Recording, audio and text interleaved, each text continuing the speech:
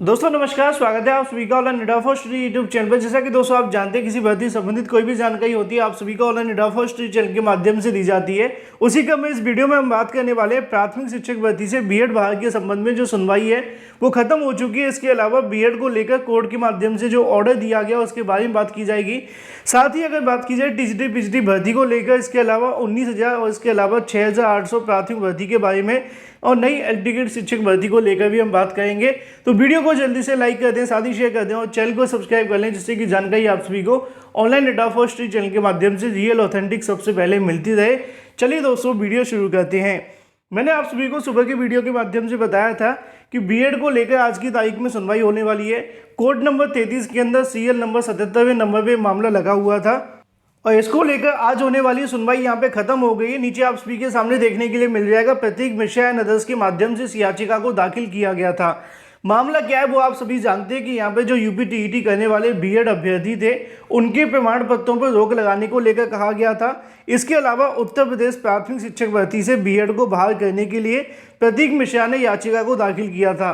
हर बार की तरह कोर्ट के अंदर इस मामले को लेकर आज भी सुनवाई थी और सुनवाई के अंदर यहाँ पे सबसे पहला जो मुद्दा देखने के लिए मिला वो बीएड वाले छात्रों के माध्यम से था, क्योंकि बीएड के अभ्यर्थियों के वकीलों के माध्यम से हमेशा एक प्रयास किया जाता है कि जो स्टे लगा हुआ है उनके रिजल्ट को लेकर, उनके प्रमाण पत्रों को लेकर उसको किसी प्रकार से यहाँ से हटवा लिया जाए। उसी के संबंध में जैसे ये मामला सुनवाई के लिए लिस्टेड हुआ और यहाँ पे नंबर आया तो उनके माध्यम से मांग की गई कि हाल ही में सचिव परीक्षा नियामक अधिकारी के माध्यम से प्रमाण पत्रों को लेकर जो वितरित करने की तैयारियां वो कर ली गई हैं, लेकिन बीटीसी वाले छात्रों को तो निर्देश जारी कर दिए हैं पीएनपी ने, लेकिन बीएड वाले अभ्यर्थियों के लिए पीएनपी के माध्यम से इनकार कर दिया गया है कि जब तक कोर्ट का आदेश नहीं आ जाता तब तक ना दिए जाएं। ऐसे में अगर बात की जाए यहाँ पर सुप्रीम कोर्ट के माध्यम से टिप्पणी करते हुए पूछा गया, माफ कीजिए कोर्ट के माध्यम से टिप्पणी करते हुए हाई कोर्ट में सुनवाई हो रही है। उन्होंने पूछा कि सुप्रीम कोर्ट के अंदर प्राथमिक शिक्षक भर्ती बीएड बहाल के मुद्दे को लेकर वहां पे भी एक याचिका लगी हुई है, उसका क्या स्टेटस है, क्या उसमें कोई फैसला देखने के लिए मिला। तो इस मुद्दे को लेकर यहाँ पे उन्होंने जानकारी दी कि अभी उस मुद्दे में कहीं ना कहीं और समय लगेगा, क्योंकि 10 अक्टूबर के आसपास सुप्रीम कोर्ट में सुनवाई होने वाली है और उसके बाद में वहां से कोई फैसला आ सकता है।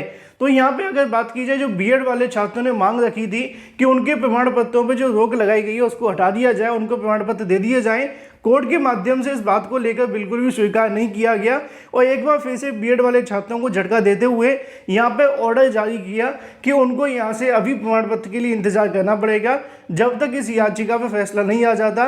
स्टे बरकरार रहेगा और जो अगली तारीख है वो लगा दी गई है। इन शॉर्ट ये है कि आज की सुनवाई में बीएड वाले छात्रों के माध्यम से मांग की गई थी कि स्टे हटा दिया जाए, लेकिन हाईकोर्ट के माध्यम से स्टे नहीं हटाया गया और जो अगली तारीख है वो लगा दी गई है और इसको लेकर पूरा का पूरा जो ऑर्डर है वो भी जारी हो चुका है। जैसा कि आप सभी को स्क्रीन पे देखने के लिए मिलेगा, प्रतीक मिश्रा एंड अदर्स के माध्यम से इस याचिका को दाखिल किया गया था। 16 फरवरी को पहली सुनवाई देखने के लिए मिली थी कोर्ट के माध्यम से। अगली सुनवाई नेक्स्ट हियरिंग के लिए जो लगाई गई है, this case is to be listed on 10 October 2020 as a fresh. तो यहाँ पे इस मामले को लेकर एक बार फिर से 10 अक्टूबर के लिए लगा दिया गया है। 10 अक्टूबर को क्या होगा वो मैंने आपको पहले ही बता दिया है। हाई कोर्ट ने कहा है कि सुप्रीम कोर्ट के अंदर होने वाली सुनवाई को लेकर जैसे कोई फैसला आता है उसके बाद में वो इस मुद्दे को लेकर विचार करेंगे। मतलब जो भी सुप्रीम कोर्ट का फैसला होगा कुछ ऐसा ही आपको उत्तर प्रदेश में हाई कोर्ट में भी देखने के लिए मिलेगा। लेकिन आज छात्रों को एक निराशा ये हाथ लगी कि उनके प्रमाण पत्रों को लेकर एक बार फिर से कोर्ट के माध्यम से जो स्टे बरकरार रखा गया है। बाकी ऑर्डर आने पे जो भी जानकारी होगी आपको ऑनलाइन निडाफो स्टडी चैनल के माध्यम से दे दी जाएगी। बात कर लेते हैं अपनी अगली अपडेट के बारे में जो कि संबंधित है टीजीटी और पीजीटी को लेकर।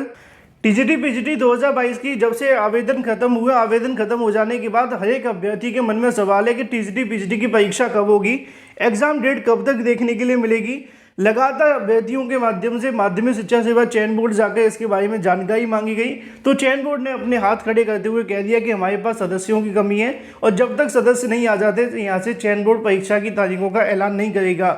एक बार फिर से जब अभ्यर्थियों के माध्यम से लगातार जानकारी मांगी गई तो सचिव ने साफ कर दिया कि सदस्य आने के बाद ही हम परीक्षा के बारे में कोई जानकारी दे सकते हैं। अभी तक ना तो सदस्य आए और ना ही चयन बोर्ड को पता है कि कब तक उनके पास सदस्य पहुंचेंगे। इन तमाम बातों को ध्यान में रखते हुए अभ्यर्थियों के माध्यम से टीजीटी पीजीटी 2022 को लेकर 15 अक्टूबर के आसपास चयन बोर्ड के सामने एक बार फिर से धरना प्रदर्शन करने की तैयारियां हैं, क्योंकि वो चाहते हैं कि यहाँ पे जो 4 हफ्ते का समय हाईकोर्ट के माध्यम से दिया गया था उसको निकल जाने के बाद अगर उसके बाद भी चयन बोर्ड के अंदर सदस्य नहीं आते हैं तो टीजीटी पीजीटी 2022 की परीक्षा की तारीखों को लेकर 15 अक्टूबर के आसपास एक बार फिर से बड़ा धरना प्रदर्शन किया जाएगा, जिससे कि टीजीटी पीजीटी भर्ती परीक्षा लंबे समय के लिए न लटक जाए। क्योंकि यहाँ पे आप जानते हैं कि जब तक परीक्षा नहीं होगी तब तक प्रोसेस आगे नहीं बढ़ेगा। भले ही आवेदन हो चुके हैं, लेकिन चयन बोर्ड का जो इतिहास है वो आप भी जानते हैं कि वो आवेदन लेने के बाद में, परीक्षा कराने के बाद में 10-10, 11-11 साल तक परिणाम घोषित नहीं करता है। जीता जागता उदाहरण आपके सामने प्रधानाचार्य भर्ती 2013 का है। इसीलिए अभ्यर्थियों के माध्यम से टीजीटी पीजीटी 2022 की परीक्षा की तारीखों को लेकर चयन बोर्ड के ऊपर दबाव बनाने का तैयारियां की जा रही, जिससे कि टीजीटी पीजीटी भर्ती ज़्यादा लंबे समय के लिए न लटके। अब ये तो बात हो जाती है टीजीटी पीजीटी के बारे में। इसके अलावा अभ्यर्थियों ने लगातार चयन बोर्ड पर दबाव तो बनाया है, जानकारी लेने जाते हैं, लेकिन चयन बोर्ड के अधिकारी इसके बारे में हर एक अभ्यर्थी को कुछ नहीं बताते। उसकी वजह आप जानते हैं, वो उनका एक ही जवाब होता है कि सदस्य नहीं है। तो यहाँ पे अभ्यर्थी इसको लेकर प्रेशर बनाने की तैयारी कर रहे हैं। अगर आप लोग बड़ी संख्या में पहुँचते हैं और 15 तारीख तक भी सदस्य नहीं आते हैं तो चयन बोर्ड पर धरना होना आवश्यक है, जिससे कि आपको भर्ती के लिए लंबा इंतजार न करना पड़े। बाकी आपकी राय क्या है कमेंट करके अवश्य बताएं। वीडियो को लाइक कर दें, साथ ही शेयर कर दें। बात कर लेते हैं अपनी अगली अपडेट के बारे में, जो कि संबंधित है 19,6,800 प्राथमिक शिक्षक भर्ती को लेकर। इस मामले को लेकर भी आज की तारीख में सुनवाई के लिए मामला लिस्टेड किया गया था हाईकोर्ट के अंदर। आप जानते हैं कि उत्तर प्रदेश के अंदर प्राथमिक भर्ती का जो मामला है वो 69,000 से ही लटका हुआ है। सरकार ने 69,000 को पूरा कर दिया था। आरक्षण विसंगति के चलते 69,000 शिक्षक भर्ती का जो मामला है उसमें 6,800 की सूची जारी कर दी। कुछ अभ्यर्थियों ने आरोप लगाया कि 6,800 नहीं, यहाँ पे जो घोटाला हुआ है पूरे 19,000 पदों का हुआ है। इसको लेकर अभ्यर्थी कोर्ट चले गए। कोर्ट के माध्यम से जवाब किए गए कि भाई आप 6,800 की साधारण नियुक्ति कर रहे हैं। सरकार के पास जवाब नहीं मिला और आज भी हुई सुनवाई के अंदर हाईकोर्ट के माध्यम से पूछा गया कि 6,800 अभ्यर्थियों को आप कैसे नियुक्ति देंगे, तो सरकार एक बार फिर से हाईकोर्ट के अंदर मौन हो गई। यहाँ पे हाईकोर्ट के अंदर हुई सुनवाई के अंदर जजेस के माध्यम से सरकार को कहा गया कि जल्द से जल्द इस मुद्दे को लेकर समाधान निकाल कर आएँ और इसके बारे में जानकारी दें कि जो 6,800 का मामला लटका हुआ है उस पर किस प्रकार यहाँ से जो नियुक्तियाँ हैं वो दी जाएंगी, जिससे कि आगामी समय के अंदर 6,800 वाले अभ्यर्थियों को जो नियुक्ति प्रोसेस है वो शुरू किया जाए, या फिर नियुक्ति का प्रोसेस जो भी होगा उसके बारे में सरकार के माध्यम से कोर्ट में जानकारी दी जाए। और अगर कोर्ट संतुष्ट हो जाती है तो 6,800 के बारे में जो आगे ऑर्डर है वो प्रोसीड किया जाएगा, ऐसा कोर्ट ने कहा। अब डिपेंड करेगा सरकार के ऊपर कि सरकार कैसे कोर्ट को सेटिस्फाई करती है इन 6,800 के बारे में, क्योंकि अभी तक तो कोई खास बहस सरकार के माध्यम से देखने के लिए नहीं मिली थी। इस मुद्दे को लेकर जो अगली तारीख है वो 28 तारीख लगा दी गई है और 28 के बाद क्या होगा ये इसके लिए इंतजार करना पड़ेगा। फिलहाल ये बात हो जाती है 6,800 19,000 प्राथमिक शिक्षक भर्ती को लेकर। चलिए बात कर लेते हैं अपनी अगली अपडेट के बारे में, जो कि संबंधित है एलडी ग्रेड शिक्षक भर्ती के विज्ञापन, इसके अलावा एलडी ग्रेड शिक्षक भर्ती की वेटिंग लिस्ट के बारे में। क्योंकि पिछली जो भर्ती पूरी हुई थी उस समय बहुत सारे ऐसे पद थे जो यहाँ पे रह गए थे। बहुत सारे ऐसे अभ्यर्थी हैं जिनके पास अच्छे नंबर भी थे, लेकिन बावजूद इसके उनको बैठने का मौका नहीं मिला। मतलब रिजल्ट के तो बैठे थे, लेकिन उसके बाद में द्वितीय सूची में उनको मौका नहीं मिला।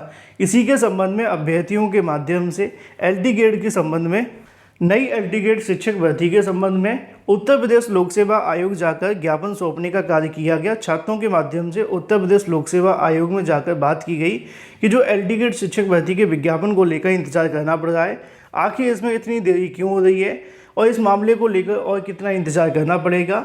साथ ही एलडी ग्रेड शिक्षक भर्ती की जो वेटिंग लिस्ट है, जिसको हम द्वितीय सूची कहते हैं, वो कब तक यहाँ से देखने के लिए मिलेगी। काफ़ी लंबा इंतजार हो जाने के बावजूद भी अभी तक ना तो सेकंड लिस्ट जारी हुई है और ना ही आयोग के माध्यम से इसके बारे में जानकारी दी गई है। तो अभ्यर्थी ने मांग की है कि एलडी ग्रेड शिक्षक भर्ती का नया विज्ञापन, इसके साथ ही जो वेटिंग लिस्ट हैं उन मुद्दों को जल्दी से जल्दी क्लियर किया जाए, जिससे कि बेरोजगारी झेल रहे अभ्यर्थियों के लिए थोड़ी राहत देखने के लिए मिले। जो भी अपडेट होगी लगातार आप सभी को online net of first channel के माध्यम से मिलती रहेगी। वीडियो को लाइक कर दें, साथ ही शेयर कर दें और चैनल को सब्सक्राइब कर लें।